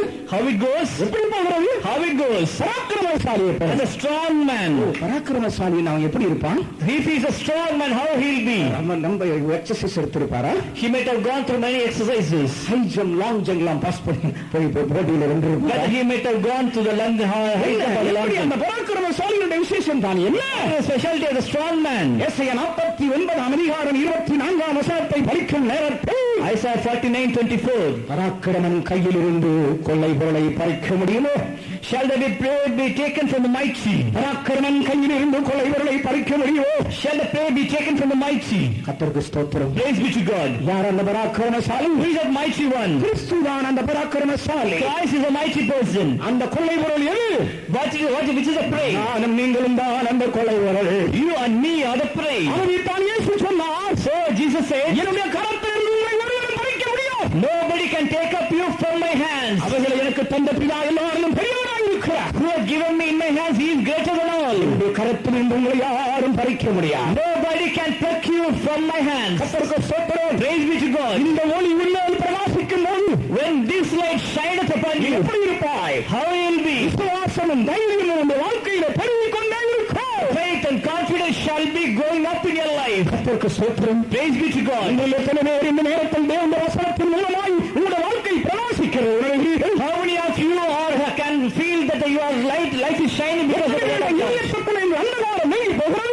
In how many persons the darkness is going out? எத்தனை பேர் மனக்கண்கள் இந்த வேளையிலே பிரகாசித்துக் How கொண்டிருக்கிறது? many persons' eyes of understanding are shining in this time? இந்த நேரத்தில் உங்களுடைய வாழ்க்கையை வெளிச்சத்துக்குள்ளே கொண்டு வரும்படி ஆண்டவர் விரும்புகிறார். இந்த நேரத்தில் Now the Lord desires that your life should become under the light. அருமையான கர்த்தருடைய பிள்ளைகளே, இருளுக்குள்ள யாராவது இருந்து கொண்டிருப்பீர்களானால், Beloved children, if you are in the light, in the darkness, அவிசுவாசமாக இருளுக்குள்ளே யாராவது இருப்பீர்களானால், if still you are in the unbelief of darkness, ஏதாவது ஒரு பிரச்சனைக்குள்ளே யாராவது இருப்பீர்களானால், if you are in some of the problems or burdens, நீங்கள் ஒரு கர்த்தரிடத்தில் ஒரு வார்த்தை சொல்லலாம். You say unto the Lord one word. ஆண்டவரே உம்முடைய முகத்தை என் மேல் பிரகாசிக்க செய்யும். Oh Lord, cause thy face to shine upon me. ஆண்டவரே உம்முடைய முகத்தை என் மேல் பிரகாசிக்க செய்யும். Oh Lord, cause thy face to shine upon me. ஒரே ஒரு வசனத்தை நான் உங்களுக்கு சொல்லிவிட்டு Only one word I like to say unto you. நேரம் அந்த வெளிச்சம் நம்ம மேல் பிரகாசிக்கும்படியாக நாம் ஜெபிக்க போகிறோம். We are going to pray so that the light can shine upon us. 67 சங்கீதம் 2ஆம் வசனம். Psalm 67:2. அந்த வசனத்தை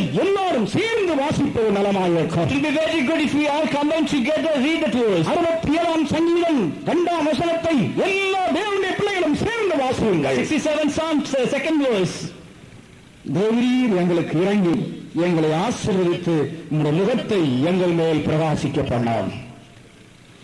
தேவரீர் எங்களை ஆசீர்வதித்து எங்களுக்கு இறங்கி உம்முடைய முகத்தை எங்கள் மேல் பிரகாசிக்க பண்ணாம். God be merciful unto us and bless us and cause his face to shine upon us. எத்தனை பேர் இந்த ஜெபத்தை இப்பொழுது ஏறெடுக்க போகிறீர்கள்? How many of you are going to say this prayer now? உண்மையாய் இந்த ஜெபம் இப்பொழுது ஏறெடுக்கப்படும் போது Really, as if the prayer is prayed here now. உங்களுடைய வாழ்க்கையில் இருக்கிற சகல அந்தகாரங்களும் இப்பொழுது உங்களை விட்டு விலகி போவதை நீங்கள் உணர்வீர்கள். All the darkness which are in your life, it will be going out now that you can feel. எல்லாரும் கண்களை முடங்கள். Let's close our eyes. கால்களை மடக்குங்கள். Let us kneel down. கொஞ்ச நேரம் ஆண்டவரிடத்தில் சொல்லுங்கள். For some minutes, let us say unto the Lord. ஆண்டவரே, எத்தனையோ பகுதியிலே அந்தகாரம் என்னை சூழ்ந்திருக்கிறது. Oh Lord, in my life, in many different parts, the darkness has compassed me. உம்முடைய அன்பு போதுமான அளவுக்கு இந்த உலகத்தில் இல்லை கர்த்தாவே. I don't have your love in such a great measure. உம்மை பற்றியான அறிவு எனக்குள்ள இல்லை I ஆண்டவரே. not have greater knowledge about you, Lord. சுகமாக்கும் வல்லமை எனக்குள்ள இல்லை கர்த்தாவே. Oh Lord, I am lacking in the healing அந்த power. மறுமாக்குற அனுபவம் எனக்குள்ள இல்லை Oh Lord, கர்த்தாவே. I not have the experience of being transfigured. என்னுடைய ஜீவிதத்தில் எத்தனையோ குறைகளை நான் காண்கிறேன். In my life, I face many defeats. உன்னை மாத்திரமல்ல, Not only in me, இந்த குடும்பத்திலையும் அப்படிப்பட்ட நிலவரத்தை காண்கிறேன். even my family too. தேவரே, உன் மேல் இறங்கி Oh Lord, have mercy upon me. என்னை ஆசீர்வதித்து Oh Lord, bless me. உம்முடைய முகத்தை என் மேல் பிரகாசிக்க Oh செய்யும். Lord, cause your face to shine upon me. இந்த வார்த்தையை அழுகையோடு சொல்லுங்கள். And you say with a sorrow, மனமுருகி ஆண்டவரோடு சொல்லுங்கள். and say unto the Lord with a compassion, கர்த்தாவே, உம்முடைய முகத்தை என் மேல் பிரகாசிக்க செய்யும். Oh Lord, cause thy face to shine upon me. நான் உங்கள் குடும்பத்திலே கர்த்தருடைய மகிமையை நீ காண்பாய். If it be so, in your family, you can see the glory of God. உங்கள் தனிப்பட்ட வாழ்க்கையிலே தேவ பிரசன்னத்தை நீ காண்பாய். In your personal life, you can see the glory of God. ஆண்டவர் என்னோடு இல்லை என்று நீ ஒருபோதும் சொல்ல You மாட்டாய். will never say that the Lord is not with ஆண்டவர் you. உன்னை விட்டு விலகவே இல்லை. The Lord hath never left you. நான் உன்னாலே புரிந்து கொள்ள முடியவில்லை. But you are not able to understand it. சீஷர்கள் உயிர்த்தெழுந்த இயேசுவோடு நடந்து கொண்டு போகிறார்கள். And the disciples were walking along with the resurrected Jesus. ஆனால் அவர்களால் அவரை புரிந்து கொள்ள முடியவில்லை. But yet the disciples were not able to understand the resurrected Jesus. ஆனால் கொஞ்ச தூரம் போன பொழுது After passing a little distance, அவர்களுடைய கண்களை திறந்தார். and the Lord opened their eyes, இயேசுவை கண்டார்கள். and they saw Jesus, இயேசுவை கண்டார்கள். and they saw Jesus, அவரை பணிந்து கொண்டார்கள். and they worshipped him. உன்னோடு இருக்கிறது உண்மைதான். It is true, the Lord is with you, ஆனால் உன்னுடைய கண்களை திறந்து நீ அவரை பார்க்க முடியவில்லை. but you are not able to open your eyes and see him. தேவ பிரசன்னத்தை நீ அனுபவிக்க முடியவில்லை. You are not able to enjoy the presence of God. உண்மையான கர்த்தருடைய பிள்ளையே, Dear child of God, சந்தேகமான வார்த்தைகளை பேசிக் கொண்டு போகிறாய். you are speaking doubtful words, உயர்த்தல் கிறிஸ்துவை அறியாமல் இருக்கிறாய். and yet you are not knowing the கர்த்தருடைய வல்லமையை Christ, அனுபவிக்க முடியாமல் இருக்கிறாய். not able to experience the power of God. இந்த நேரத்திலே அந்த வெளிச்சம் உள்ள கண்களை திறப்பதாக. But in this time, let that light open your eyes, அவர் உன் நடுவில் இருக்கிறதை நீ காண்பாயாக. and you will see that he is in. அந்த தோமாவரை தொட்டது போல நீ அவரை தொடுவாயாக. As the Thomas had touched him, you also can touch him. இந்த நேரத்தில் கர்த்தருடைய வல்லமை உன்னை தொடுகிறார். In this time, the mighty power of God touches you. ஆண்டவரில் இருக்கிற அந்த வல்லமை உன்னை விட்டு ஓடுகின்றன. All the strange powers are fleeing away from you now. ஒருவேளை யாரிடத்திலும் சொல்ல முடியாத வியாதியினால் ரகசியமான வியாதியால் நீ தாக்கப்பட்டிருப்பாயா. Sometimes even if you are forsaken by very grievous disease, இந்த ஒளி உங்கள் வியாதி ஸ்தலத்தில் பிரகாசிக்கிறது. His light is shining upon the place of your sickness. நீ உங்கள் இருதயத்தில் பாதிக்கப்பட்டிருக்கிறாயோ, You might have been burdened in your heart. உங்கள் உள்ளத்தின் பாரத்தை சொல்ல முடியாமல் இருக்கிறாயோ, You are not able to say your burdens of soul. அந்த காரியத்தை சொல்ல முடியாமல் இருக்கிறாயோ, Able to reveal it. கர்த்தருடைய மகிமை உன்னை சுற்றி வந்து கொண்டிருக்கிறது. Oh, the glory of the Lord is surrounding you now. நீ இனிமேல் இருளில் இல்லாதே. No more you'll be in the darkness. இனிமேல் நீ இருட்டுக்குள்ள இருக்காதே. No more you'll be in the darkness. ஆமாகிய வியாதியில நீ இருக்காதே. You'll not be in the sins. வியாதியாகிய இருளில் நீ இருக்காதே. You'll not be in the darkness of sickness. தண்டனை சாபம் இப்படிப்பட்ட இருளை விட்டு இப்போது நீ எழும்பி வருவாய். From the condemned curse, now you will arise up and come out. எத்தனை பேர் இந்த தேவ பிரசன்னத்தை உணர்கிறீர்கள்? How many of you are able to feel the presence of God now. எனவே கர்த்தருடைய வல்லமை இறங்குகிறது. How many person will be able to feel the presence of the power of God? எல்லா கர்த்தருடைய பிள்ளைகளும் கர்த்தருடைய ஆவியானவர் கடந்து Let's all be filled with the mighty power of God. நம்மை எடுத்துக்கொள்ளாக இப்போ உங்களுக்கு சில வார்த்தைகளை சொல்லுகிற நேரத்தில் when Jesus comes down and he only says the words, நீங்கள் எல்லாரும் சுகமாக்கப்படுவீர்கள். all be healed. உங்கள் பின்னால் புனலும் ஓடி போகும். your back go.